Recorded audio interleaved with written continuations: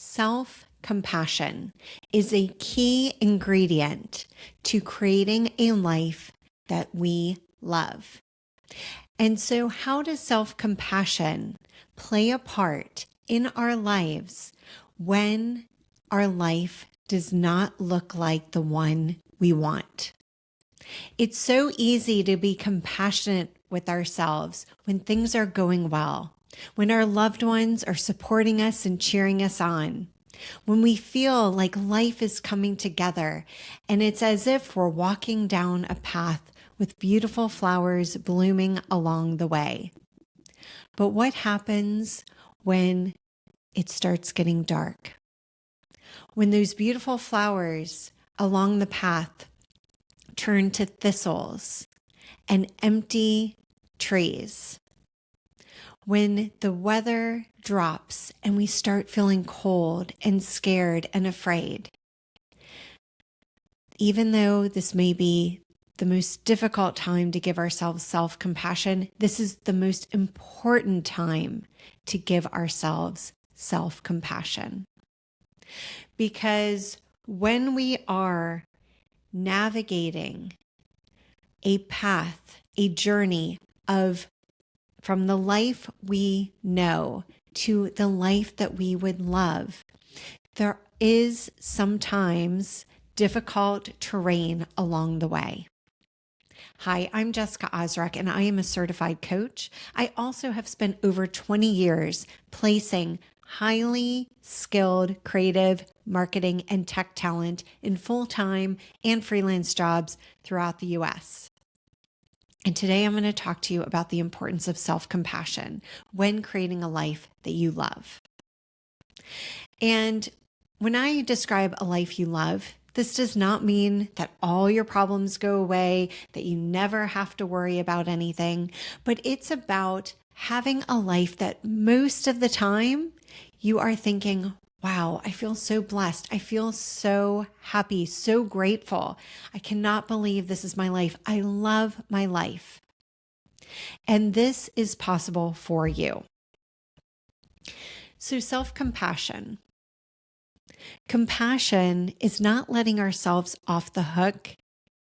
It is about giving ourselves grace, about giving ourselves kindness and love, even when we fail, even when the circumstances in our life feel like they haven't changed, or maybe they've even gotten worse.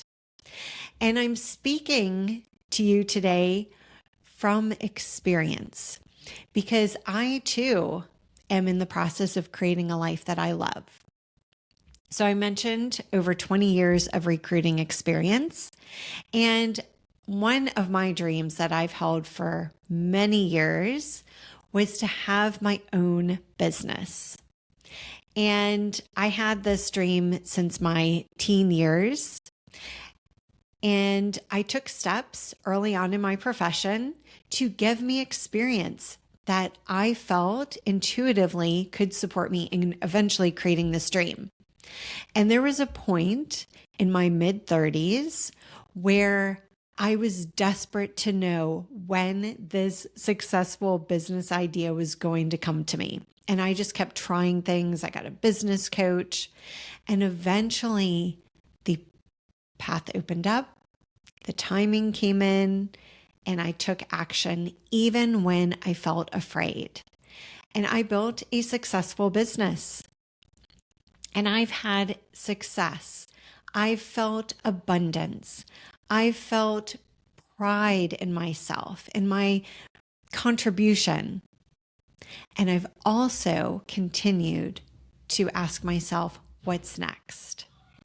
So when things are going well, it is important to celebrate each victory, because depending on your level of achievement and your ability to see your self-worth regardless of what you achieve, many of the times high achievers, they skate over and almost completely dismiss any achievement, because as soon as they hit an achievement, they want a bigger achievement.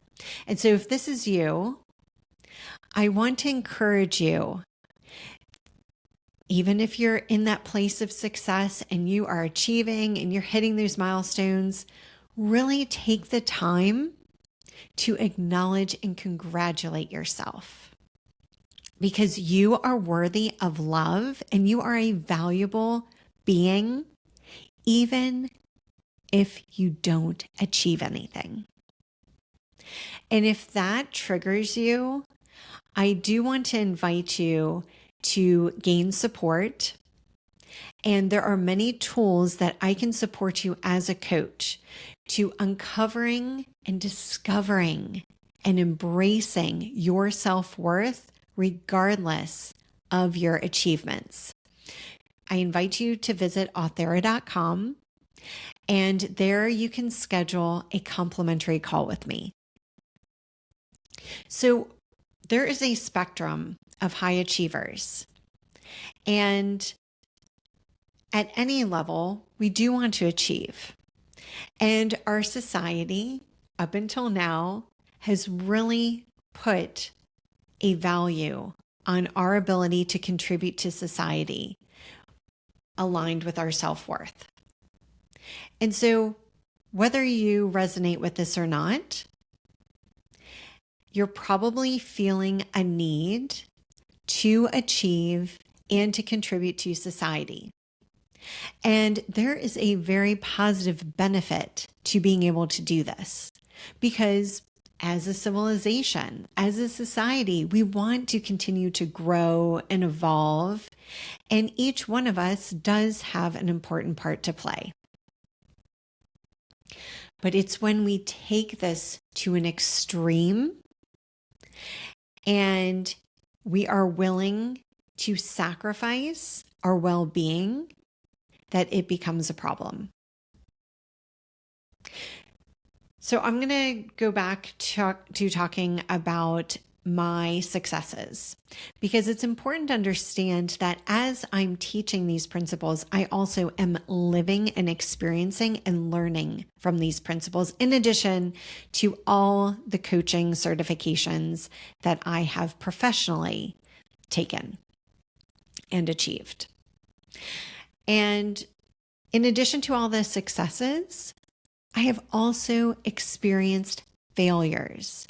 And as someone who is a high achiever and who has in the past put my self-worth to my achievements, even if I say I'm going to go all in and I know that there is a chance of failing, that failure, when it happens, can hit very deeply. And if you are there, I want to let you know that you are not alone. And failure is very complex, because when we're going through a period in our life, whether it is a positive experience or something that we would label negative, there's always a range of thoughts and feelings that can come up. And when we're in a place of failure, it's important to recognize that we are not a failure. We have just experienced failure.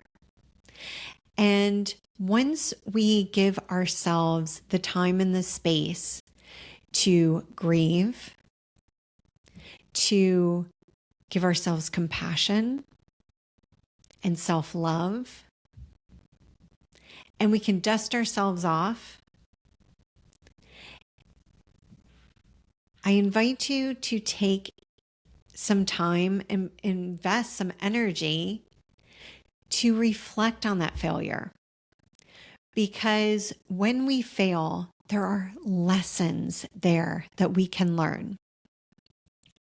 And this is the point of the conversation I want to have with you today, is that regardless of the season that you're going through in life, I want to invite you to try on this concept that whatever you're going through or you have gone through has been exactly what is required to become the person living your dream. And you don't have to figure it out, especially if it's a very new and raw experience. I invite you to put that figuring out on hold and just embrace the moment that you're in. And if you need to get additional support, whether that's from a loved one or from a 12-step group, from a therapist, or even from a coach, I am happy to support you with where you're at. You're welcome to reach out to me. You have that complimentary call invite that you can take advantage of. But it's important to have support, but embrace the moment that you're in. And then once you're able to move past that rawness and that experience, to reflect on it and see the lessons that are there. Because just like diamonds are created under pressure and pearls are created with that grit and that abrasion that the oyster or clam experiences, we too are shaped through all of our trials, our tribulations, our successes, our achievements. And we are on a journey. You are on a journey. And even though our human tendency wants us to compare, because we have this deep-seated need to belong, to be loved, to be accepted, to achieve, it's important to recognize that our path and our journey is as unique as our fingerprint.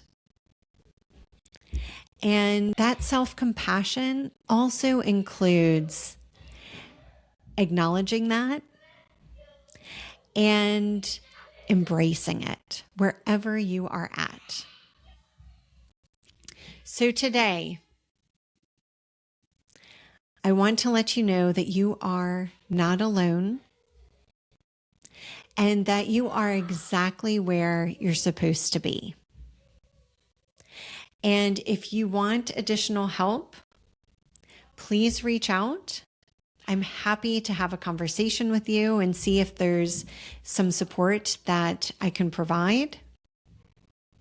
There's no obligation. And I also invite you to watch this video because there's plenty to learn on my podcast. And remember, you deserve to create a life that you absolutely love. You can do it. I believe in you.